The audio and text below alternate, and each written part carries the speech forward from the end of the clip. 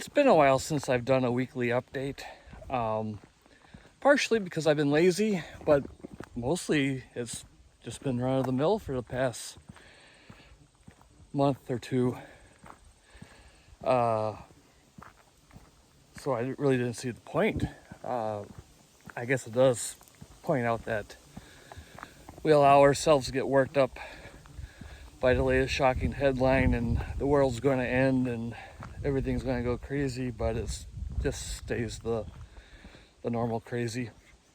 But in the last week or so, a lot's been going on, especially on the world stage, right? Obviously for us in the United States, things are hot again with Iran and the Persian Gulf. It's been the typical Middle East ceasefire where it's, semi-ceasefire or fire reduction, right? A little tit for tat, trading here and there.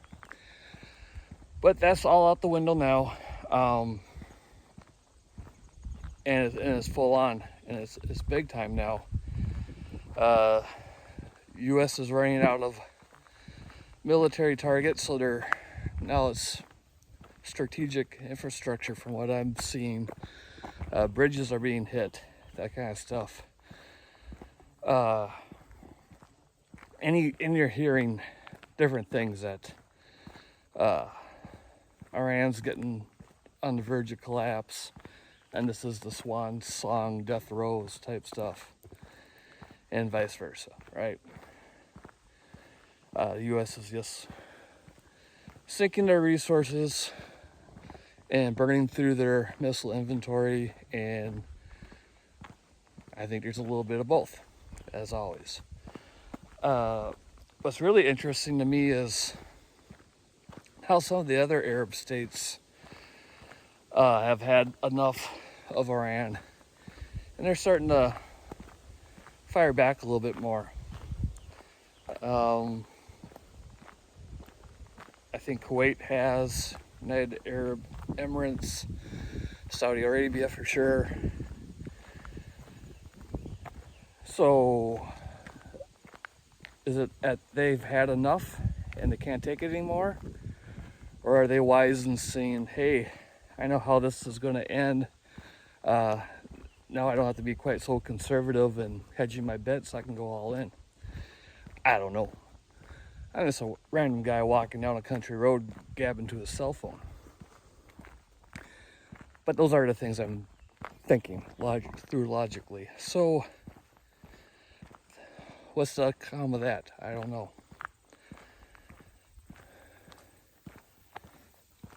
But it does seem odd to me. A lot of things seem odd to me with this whole Iran thing.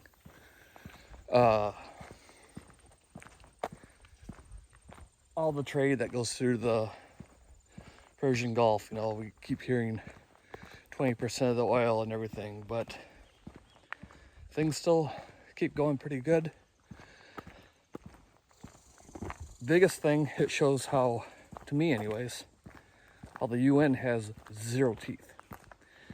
You think the United Nations would be taking over the straits and saying, no, Iran, you don't own the straits. We've got treaties in place. This is our national waters. United States, I get your beef with Iran, but your blockade can't be interrupting international trade with people who aren't combatants, but United Nations really doesn't have any teeth. I guess they could write a strongly written letter. So that's that. I don't know what's going to be the outcome. You think by now, well, I'll save this thought until after the other big thing. Ukraine, wowzer, boy howdy, they've stepped things up.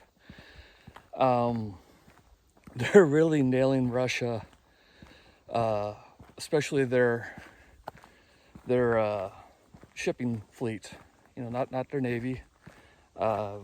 all the regional freighters and tankers and stuff in the Black Sea and the whatever. I can't remember the name of the sea. That's by Crimea Peninsula. It's like hundreds of ships have been whacked. Not sunk, but, you know, severely damaged nonetheless, and causing major shakeups. Crimea is pretty much cut off now. That was the prize of Russia for a long time. And Ukraine is regularly sending cruise missile and drone strikes deep into Russia now. It's not like these one-off things anymore. It's routine. So what does that all say? I've read one place where what happens when Putin's gone, right? Russia's now pretty much a dictatorship. I really don't know what you'd call its government. But I read some reports, it would be a collapse like nothing we've seen before. You know, for the last 150 years history, you know, Russia was a monarchy with the Romanov family. Then during World War I, they all got the axe, and communism took root. And then through the 75 years after that, or whatever, communist Russia just grew into the Soviet Union of all the other smaller countries around it. And then that collapsed, but it was just basically everybody just broke up the party and went about their own ways. Russia kind of came into a quasi-socialist, capitalist type weirdness. That's where it is now, right? Except for it's ruled by Putin. But people are saying that if he's gone, what's going to happen to Russia? This big ass country is broke. It's been broke forever financially, and it's breaking in the literal sense as far as infrastructure, right?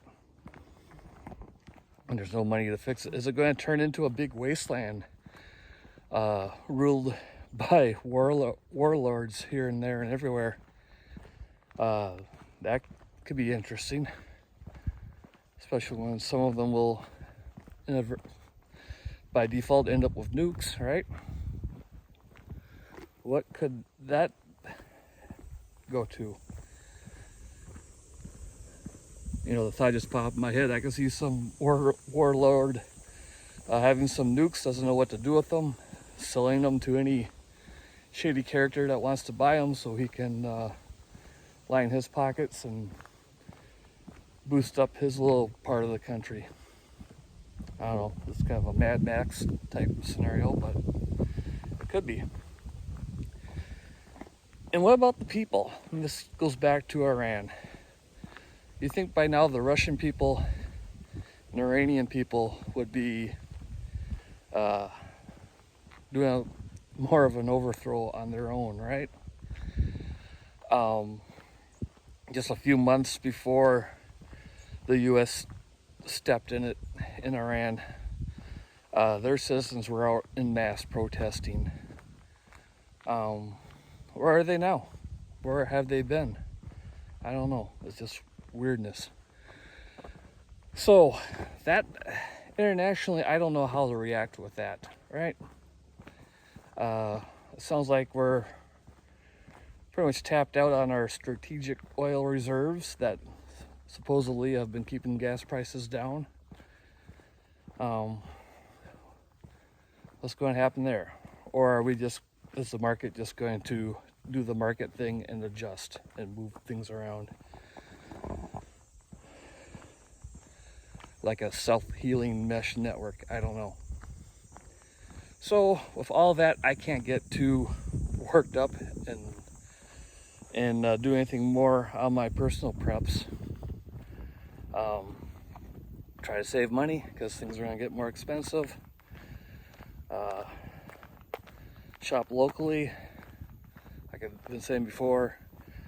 Trying to supplement my food with a small garden. Just checked, I got some beans coming in ready to pick, so yay for that. Buying my meat from a local butcher instead of wherever it comes from. Little things like that are going to help, but obviously it's not going to be the fix. It'll make things better, it won't make things right or normal or whatever. So that's about all I can do internationally. Nationally and locally, what's been getting a lot of my attention is the surveillance state we've turned into.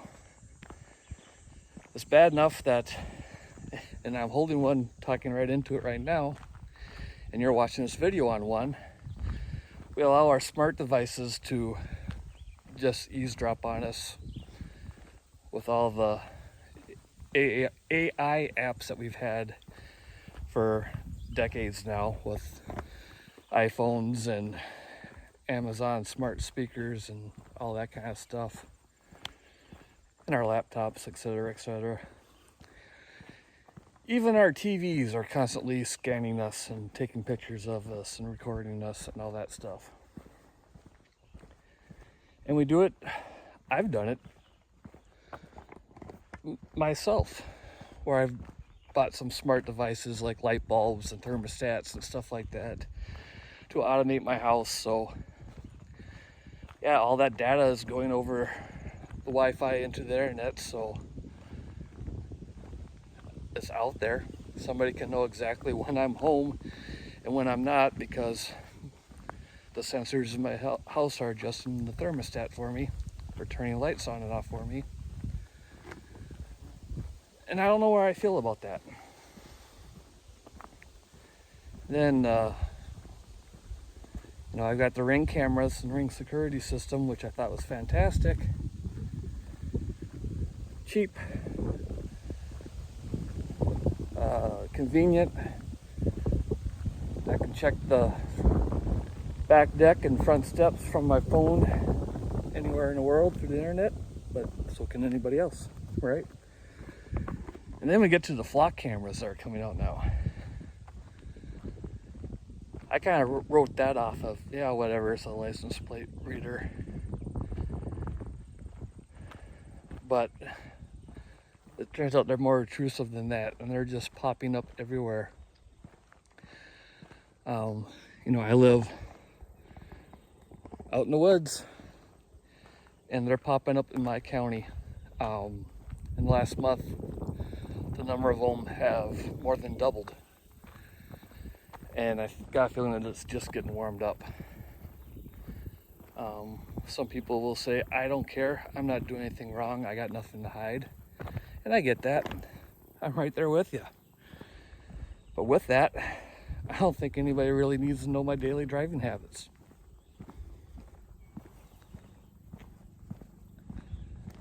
Or whatever stuff that they're sensing out. Bluetooth devices in my vehicle. I'm really getting tired of being tracked.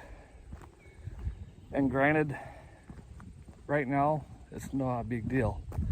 It's mostly the tech giants trying to jam ads down my throat because people are buying ad space from them. But where's it going to go? And how can we stop it from going? I mean, it's, a Pandora's box, genie in the bottle type of thing. Once it's out, it's out. And it's out. So, I don't know what to do about that, or how I feel about that. So Sunday just go dark. Smash my phone. Smash my German. That's kind of a Freudian slip. smash my Garmin watch, smash my cameras, burn my laptop, just live like it's 1987 again. Maybe. But to recover from that rant, I am doing more and more to be conscious of what I'm putting out there onto the web, and keeping a lot of stuff offline. I started using the notebooks a lot more. Even my daily to-do lists, I don't use the apps on my phone anymore. I'm trying to just cut away from that kind of stuff as much as I can. Not being that I'm a YouTube vlogger, obviously I'm not giving it all up, but I am making a conscious effort to break the habit of just putting everything out for anyone to see as far as my daily routines and stuff like that. I'm only going to share what I want to share.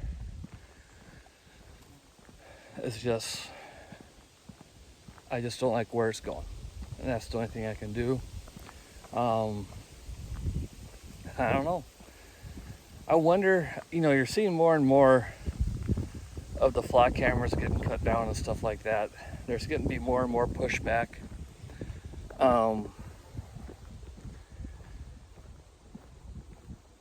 Hopefully, I guess that's the one other thing I'm doing besides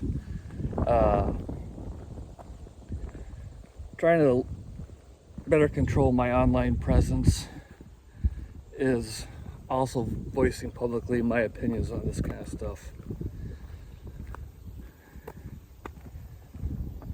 As we gotta break away, well, I'm not doing anything wrong, so why should I care? Or, yeah, it's an inconvenience, but if it saves one life,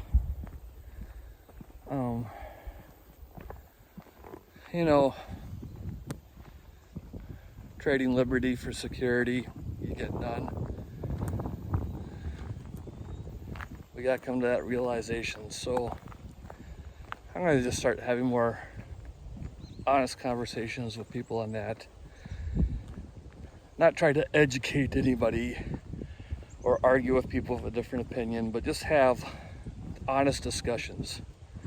Maybe I'll learn some things that will change my mind to like it more. Most likely not, but get the dialogue going. All right, this is way too long. It's just me mostly rambling without real good solutions on how I'm preparing, but this is the stuff that's on my mind. Been saving money. The annual propane pre-buy from our area co-op is coming up, so making sure I'm going to get a little extra this year, and hopefully there's no shortages. If there are, I got some more firewood that'll be stacking up in another month or two when things cool down. So that'll be, it's middle of July, so I gotta start thinking about that kind of stuff already. I gotta put up a lot of firewood, prepay the propane, get some extra, and start working on and making sure all my battery backups and stuff like that are up to snuff, because we may have an energy crisis coming pretty soon, the way things are going in Russia and the Persian Gulf. So there you go. All right, I think that's all that's worthwhile mentioning. If you made it this long, thanks. We're all in this together, right?